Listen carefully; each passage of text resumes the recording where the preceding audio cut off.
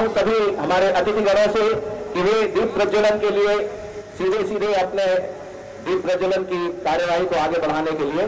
दीप ज्योति परम ज्योति, दीप ज्योति जनार्दन, दीपो हरतु मे पापम, दीप ज्योति नमोस्तुते, शुभं करोति कल्याणम्, आरोग्यं सुख संपदा, द्वेष बुद्धि विनाशाय, आत्मज्योति नमोस्तुते, आत्मज्योति प्रदीप्ताय, ब्रह्मज्योति नमोस्तुते, ब्रह्मज्योति प्रदीप्ताय, गुरुर्ज्योति नमोस्तुते, दीप ज्योति नमोस्तुते, आत्मज्योति नमोस्तुते।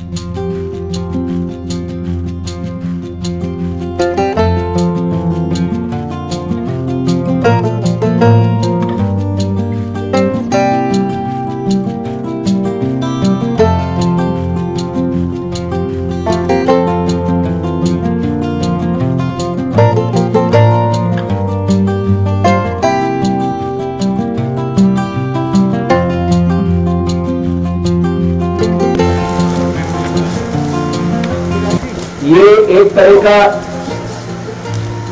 इस मजलिस पार्क के महाराणा प्रताप ग्राम से संबंधित एक ऐसा दस्तावेज है जो कि यहाँ के समग्र रूप से क्या कार्य किए गए हैं इसमें समाहित किए गए हैं, संकलित किए गए हैं।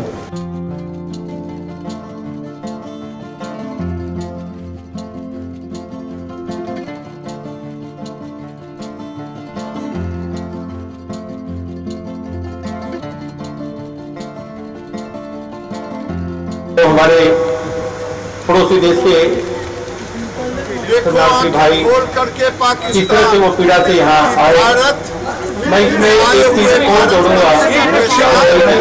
भारत वंशी खड़ा है।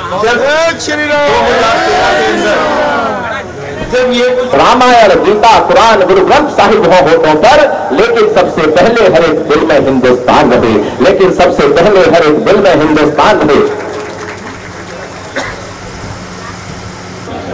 राहुल गांधी मैं साथ के साथ धन्यवाद देना चाहूंगा। आज के दिन पर ट्वीट करके नरेंद्र मोदी को बधाई तो जरूर देते, लेकिन आज करोड़ों स्थान पर हो रहे सेवा के कार्य उन्हें दिखाई नहीं देता, क्योंकि रामायण की कहानी है, दोहा है, जाकी रही भावना जैसी प्रभु मूरत देखी तीन तैसी।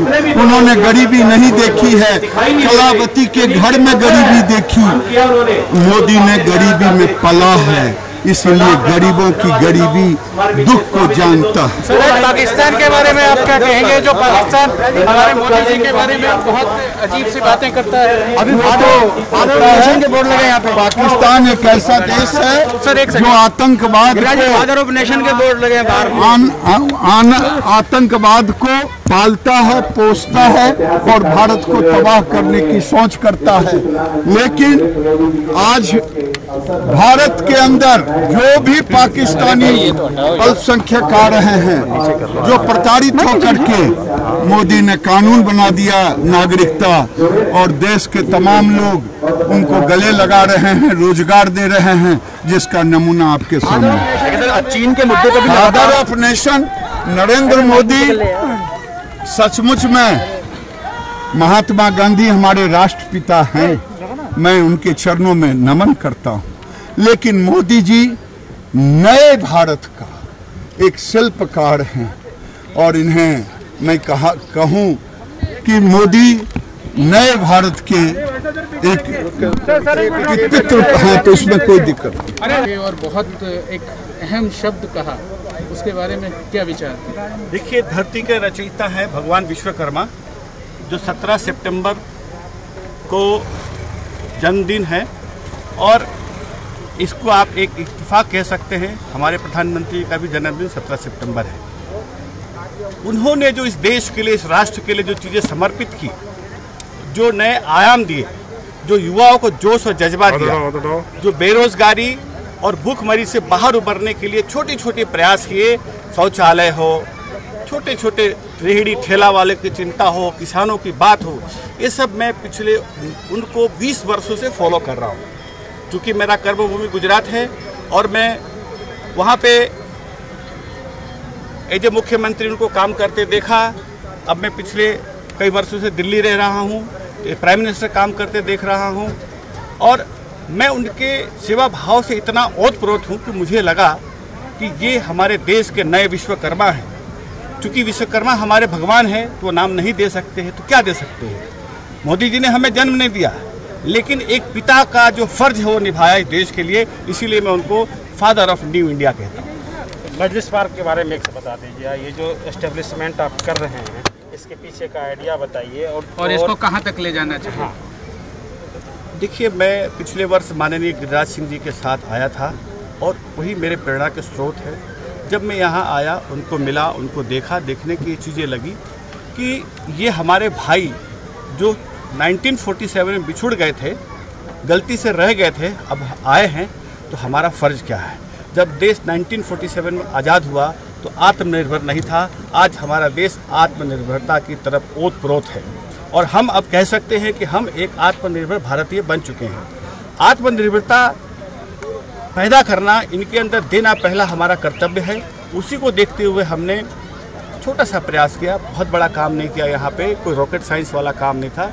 बिजली, पानी, शौचालय उनको गठित करके अनेक संस्थाओं को साथ में ला करके सेवा भारती, विश्व हिंदू परिषद, लोकल, नागरिक फॉरम, अक्षय पात्रा, ये सभी संस्थाओं को मैंने, ये सब मोती है इस देश के, मैंने केवल एक छोटा सा काम किया, धागे का रूप में प्रयत्न किया, उसमें सफलता मिली। मैं ये संदेश देना चाहता हूँ आप सबके माध्यम से कि इससे प्रेरणा अनेक संस्थाएं ले, जो NGO काम करती है, सामूहिक मिलकर के काम करे और देश में रह रहे शरणार्थियों को ये भाव पैदा करे। जब उनके चेहरे पे मुस्कुराहट आती है तो देख के इतना सुकून लगता है कि ये जो सेवा का कार्य है वही देव कार्य है, वही वसुदेव कुटुंबकम है। प्रधानमंत्री कहते हैं कि जन भागीदारी से जन कल्याण, और यूनाइटेड नेशन में कहा जन भागीदारी से जन कल्याण से जगत कल्याण की ओर। तो हम उन्हीं के सिपाही हैं, उन्हीं के सपनों को साकार करने में दिनों रात अथक प्रयास करते हैं। धन्यवाद। ये पूरे विश्व में हिंदू शरणार्थियों के बारे में आपने जो एक अनूठा प्रयास शुरू किया है कि UN में हिंदू शरणार्थी शब्द को भी लाया जाए, ये एक बहुत बड़ी चुनौती थी। अब आप उसको आगे और कहाँ तक ले जाना चाहेंगे? देखिए, यूनाइटेड नेशन अब हमारे साथ जुड़ चुका है। उनको ये बोध हो गया है कि ये हमारा कार्य है जो हमें करना चाहिए। उनको ये संज्ञान में आ गया है कि हमें वो कार्य जो दूसरे देशों में शरणार्थी के लिए करते हैं वो हिंदुस्तान के शरणार्थी के लिए नहीं किया गया।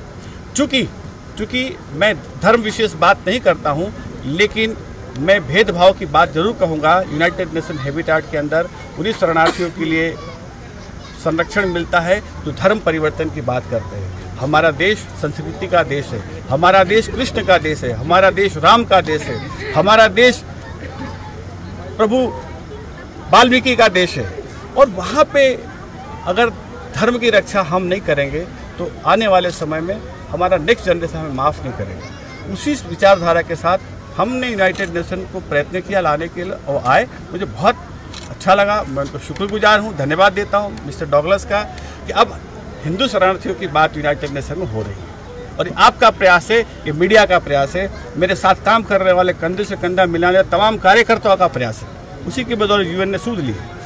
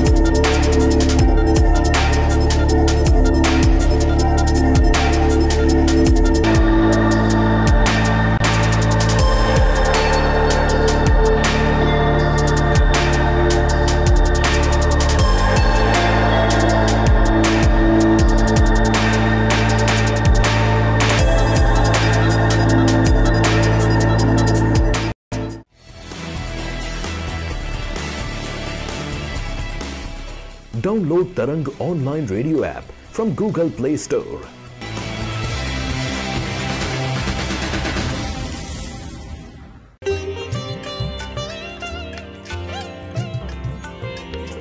You are listening to Tarang Devotional Online Radio.